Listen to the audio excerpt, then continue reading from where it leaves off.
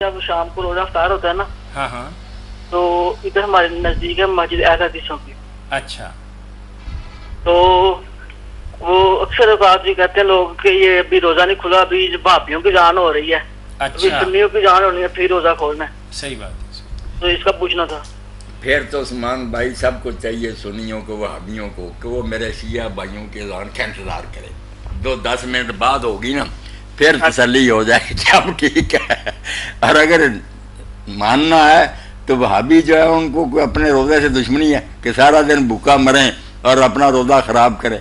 نہیں، وقت ہو جاتا ہے، اس لیے جب اذان کان میں پڑے تو جیسے اللہ کے رسول علیہ السلام نے فرمایا کہ اللہ فرماتا کہ مجھے اپنے بندوں میں سے سب سے پیارے وہ ہیں جو افطار کرنے میں جلدی کریں گے. اور یہ بھی کہا کہ میری امت اس وقت تک کی خیر پر رہے گی جب تک یہ روزہ کھولنے میں دیر نہیں کریں گے. جب دیریں شروع ہو جائیں گی نا، یہودیوں اور عیسائیوں والے وہم آ گئے کہ ابھی شک ہے، ابھی شک ہے.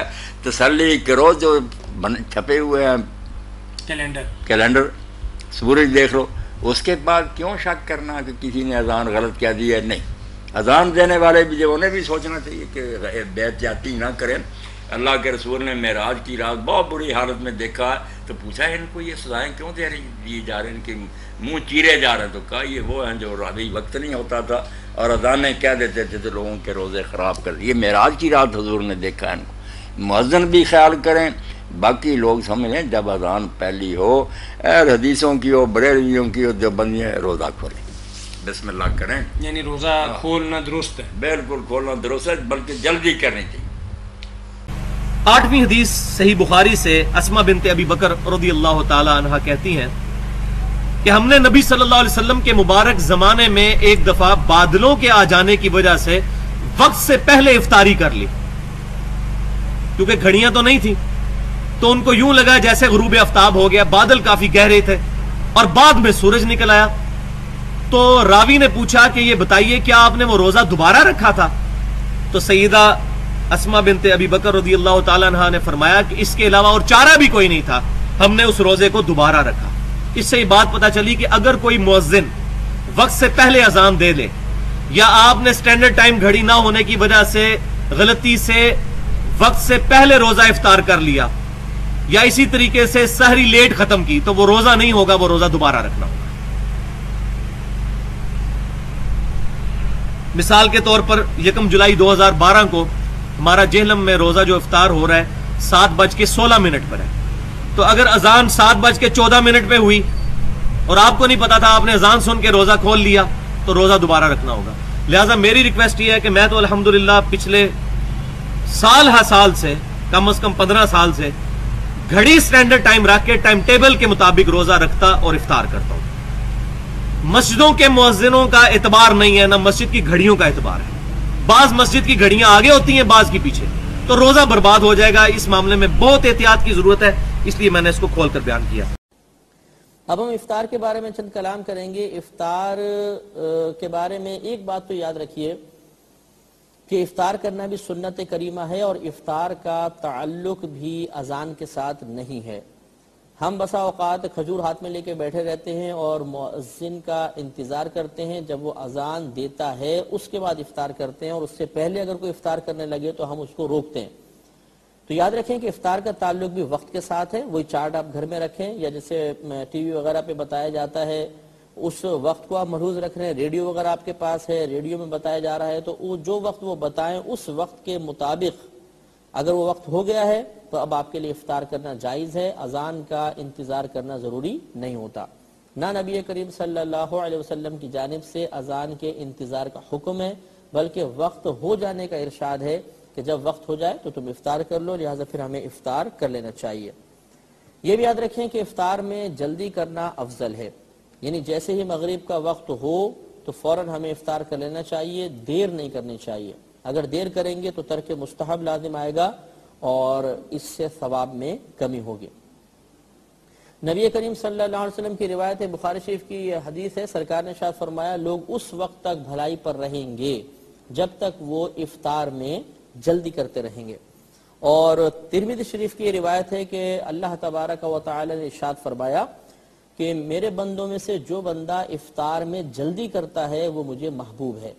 اس سے معلوم ہوا کہ افطار میں تاخیر نہیں کرنی چاہیے بلکہ جیسے ہی وقت شروع ہو فوراً سے پیشتر ہمیں افطار کر لینا چاہیے.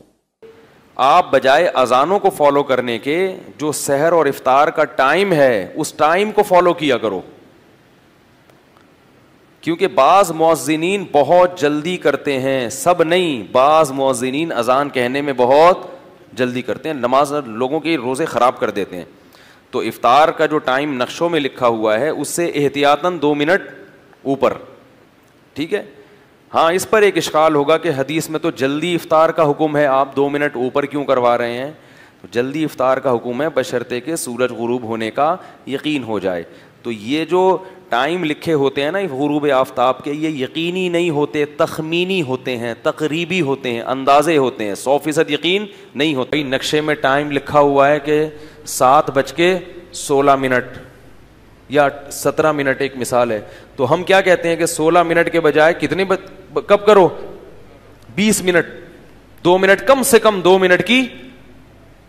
بہتر تو یہ کہ 3 منٹ کی احتیاط ہو, ورنہ کم از کم کتنی ہے, 2 منٹ کی. اس لیے میں کئی دفعہ کہتا ہوں کہ 7:16 ہوتے ہیں اور ادھر اذانیں شروع ہو جاتی ہیں. اذانوں پہ روزہ افطار کرنا جائز نہیں ہے, 2 منٹ کی احتیاط کرنا ضروری ہے. اس کے خلاف ایک صاحب نے بیان دیا, ایک مولوی صاحب نے, کہ حدیث میں آتا ہے جلدی کرو. ساری بخاری مسلم کی حدیثیں افطار میں جب تک تم جلدی کرو گے تم اللہ کے محبوب. اور ارے بندو, یہ حدیثیں ہمارے خلاف فٹ ہی نہیں ہوتی ہیں. افطار میں جلدی کرو بشرطے کہ سورج غروب ہونے کا 100% یقین ہو جائے, کیونکہ قرآن کیا کہہ رہا ہے, اتم الصیام الی اللیل, روزہ مکمل کرنا ہے رات تک. اور رات کا کم سے کم جو رات پر اطلاق ہوتا ہے وہ سورج مکمل غروب ہونے کے بعد ہوتا ہے. تو سورج مکمل غروب ہو جانے کا انتظار کرنا, یہ کہاں سے ثابت ہے؟ قرآن سے ثابت ہے یہ. اب جلدی کا مطلب یہ ہوا کہ جب سورج غروب ہونے کا 100% یقین ہو جائے, آپ قسم اٹھا کے بول سکیں کہ غروب ہو گیا ہے, اب آپ کے لیے دیر کرنا سنت کے خلاف. 7:16 اگر نقشے میں لکھا ہے تو اس کا یہ مطلب نہیں ہوتا کہ 7:16 ہی پر سورج غروب ہوگا. یہ یعنی ایک تخمینہ ہوتا ہے, اندازہ ہوتا ہے, 100% یقینی کیلکولیشن نہیں ہوتی. وہ صاحب یہ بھی کہہ رہے تھے کہ تو سائنسدانوں نے بڑی محنت سے بیٹھ کے ایک ڈیزائن کیا ہے کہ وہ 100% یقینی ہوتا ہے. نا نا نا نا نا, یہ یقینی کیسے یقینی نہیں ہوتا؟ میں آپ کو بتاؤں. آپ کو پتا ہے کہ سائنسدان وقت کو تھوڑا بہت آگے پیچھے بھی کرتے ہیں. یہ جو ٹائم ہے نا ہمارا اسٹینڈرڈ ٹائم, یہ ہمیشہ ایک جیسا نہیں رہتا. اسٹینڈرڈ ٹائم میں بعض دفعہ, ابھی جو سونامی کا طوفان آیا تھا نا, اس میں گھڑیاں 1-2 سیکنڈ آگے پیچھے کرتی تھی سائنسدانوں نے, جو اسٹینڈرڈ, کیونکہ زمین تھوڑی سی کیا ہو گئی تھی. بھائی جان کیا ہو گیا؟ زمین ہلی تھی, آپ بھی ہلے تھے, ہلے ہوتے نا تو تھوڑا سا فریش ہو جاتے. زمین جب تھوڑی سی ادھر ادھر ہوتی ہے نا تو اس میں اس کی جو 24 گھنٹے کا جو چکر مکمل ہوتا ہے اس میں تھوڑا بہت فرق, بولو بھائی, پڑتا ہے. اس سے بھی فرق پڑتا ہے. نمبر 2, ایک فرق اس سے بھی پڑتا ہے کہ اسٹینڈرڈ ٹائم لیا کہاں کا جا رہا ہے. کراچی کے وسط کا لیا جا رہا ہے یا کہاں کا لیا جا رہا ہے؟ اگر بیچ سے لیا جا رہا ہے تو کراچی کا اس طرف کا ایریا, اس میں سورج چند سیکنڈ پہلے غروب ہوتا ہے, اور مغرب کی طرف چند سیکنڈ بعد میں غروب ہوتا ہے. کراچی تو اچھا خاصا لمبا شہر ہے نا, اور یہ تمام باتیں شاید اتنی مضبوط نہ ہو, اس میں تو سیکنڈوں کا فرق آتا ہے. سب سے مضبوط بات یہ ہے کہ ہم جب سورج کو دیکھتے ہیں نا کہ سورج غروب ہو رہا ہے, تو اصل میں شریعت نے مدار رؤیت پر رکھا ہے کہ تمہیں دیکھنے میں لگے کہ سورج غروب ہو چکا ہے. بعض مرتبہ فلکیات کی روح سے سورج غروب ہوتا ہے لیکن مشاہدے میں غروب نہیں ہوتا. کیوں؟ مغرب کی طرف جو کثافتیں ہوتی ہیں نا, دھول مٹی, وہ سورج سے آنے والی کرنوں کو موڑ دیتی ہیں اور سورج ہمیں اوپر دکھائی دیتا ہے. دیکھو میں ایک تجربہ بتاتا ہوں آپ کو. آپ ایک پیالے میں سکہ رائج الوقت ڈالو, یا کوئی بھی سکہ ڈال دو, اب رائج الوقت نہ بھی ہو, ٹھیک ہے, ہم تو نکاح پڑھاتے ہیں نا سکہ رائج الوقت, تو وہی زبان پہ چڑھ گیا. سکہ ڈالو, ایک 5 روپے کا سکہ ڈال دو, اور اس پیالے کو اپنے سے دور لے کر جاؤ, اتنا دور کہ وہ سکہ آپ کو نظر نہ آئے, بس اتنا دور ہو, یعنی وہ پیالے کی جو دیواریں ہیں نا, سکے کی شعائیں نکل کے آ رہی ہیں نا آپ کی آنکھوں میں, تو وہ پیالے کی جو دیوار ہے وہ درمیان میں حائل ہو رہی ہو, تو اب آپ سکہ دیکھو گے تو آپ کو سکہ نظر نہیں آئے گا, گویا سکہ غروب ہو چکا ہے. لیکن آپ اس میں پانی ڈالو, جب پانی ڈالو گے تو تھوڑی دیر میں وہ سکہ آپ کو نظر آنا شروع ہوگا. کیوں؟ اس لیے کہ روشنی کی جو کرنیں ہیں وہ پانی میں جا کے ٹیڑھی ہو گئی ہیں, اور وہ سکہ جو دیوار کے پیچھے چھپا ہوا ہے وہ اوپر کر کے آپ کو وہ روشنی دکھانا شروع کر دے گی. بالکل یہی حال سورج کا ہوتا ہے. بعض دفعہ سورج سائنسی لحاظ سے تو غروب ہو گیا ہے, لیکن حقیقت میں غروب نہیں ہوتا. کیوں؟ اس لیے کہ اتنی کثافتیں ہوتی ہیں کہ سورج, یہ جو روشنی ہے نا, یہ ٹیڑھی ہو کے سورج کی طرف جاتی ہے, اور ٹیڑھی ہو کے ہماری آنکھ کی طرف آ کے ہمیں سورج دکھا رہی ہوتی ہے. تو شریعت کے لحاظ سے وہ سورج غروب نہیں ہوگا.